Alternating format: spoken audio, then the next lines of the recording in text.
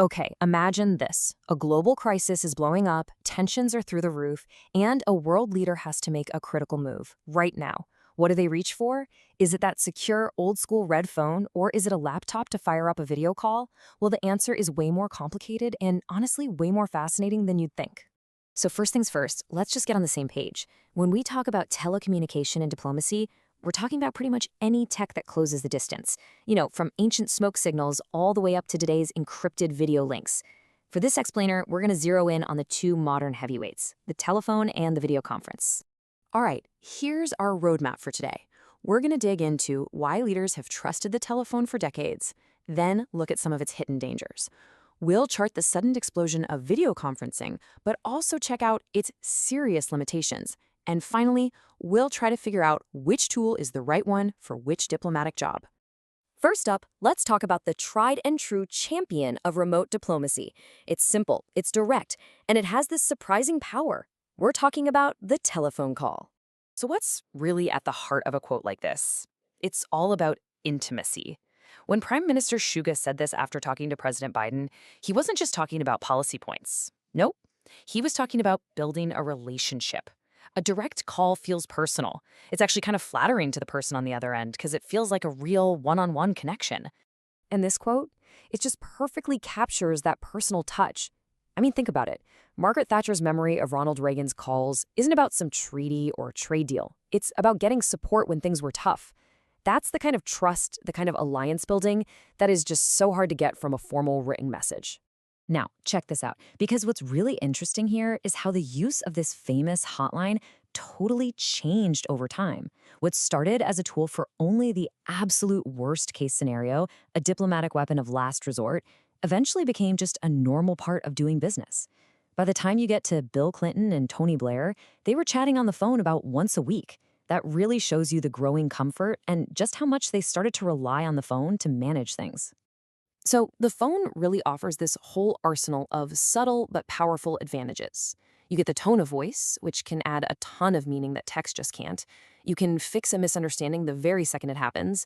And, psychologically, it's just a lot harder for someone to say no to you when they can hear your voice. It even gives you a little plausible deniability, since there isn't always a perfect word-for-word transcript. And hey, you don't even have to worry about what you look like. But for all of its strengths, the telephone can be a total diplomatic minefield. So let's flip the coin and look at how this powerful tool can sometimes backfire in a pretty spectacular way. And this infamous call, wow, this is a textbook example of the danger. This chat between President Trump and the Prime Minister of Australia, one of America's closest allies, was completely unscripted, totally unfiltered, and honestly, deeply damaging. Once things are said on the phone, you can't take them back. And when this transcript eventually leaked, it created a massive diplomatic headache. And beyond just one bad call, the risks are really strategic. Without seeing body language, messages can be completely misread. A leader can get pressured into making a hasty decision without any time to talk to their advisors. And of course, there's the constant threat of eavesdropping from spy agencies. And maybe the craziest part, there's always the risk you don't even know who you're really talking to.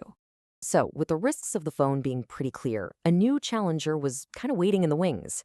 And it took a full-blown global crisis to push video conferencing from being a novelty right to the center stage of world affairs. I mean, the pandemic was the great accelerator, right? Travel was impossible, so the world really had no choice but to go virtual.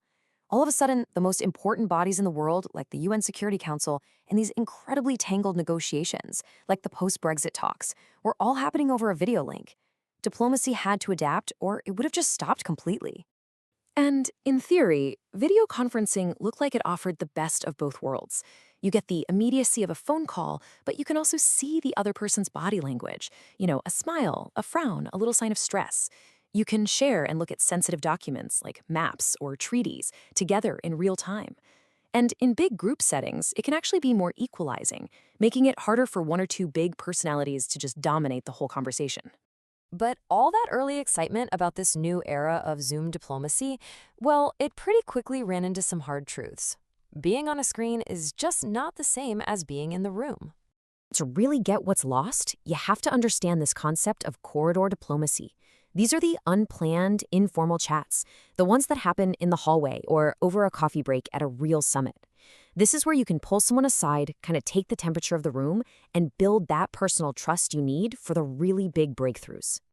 And yeah, the list of drawbacks is pretty long.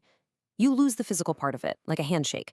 There are no social rituals, no acts of hospitality that can help humanize the other side.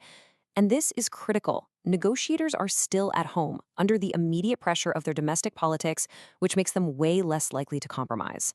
And that's all before you even get to the tech glitches and security worries. And here's the real proof of the limits of video diplomacy. For all its convenience, when it came time to make the final, really tough, politically sensitive compromises, what happened? The UN Security Council and the Brexit negotiators went right back to in-person meetings. When the stakes were at their absolute highest, they knew they had to be in the same room. So after this big head-to-head battle, where does that leave us? Well, it's not really about one tool beating the other. It's about building a modern diplomatic toolkit and, more importantly, knowing when to use which tool.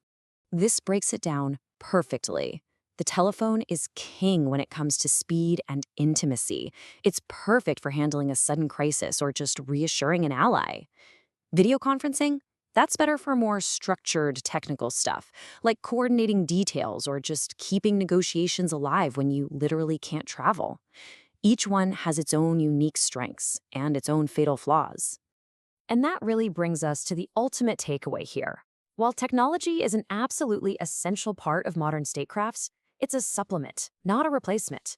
For the toughest problems, for those moments where real trust and understanding are everything, there is still no substitute for two people sitting down in the same room.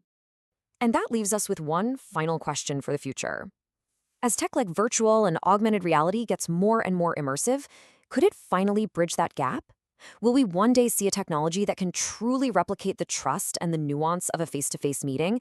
Or will diplomacy at its core always require a human touch?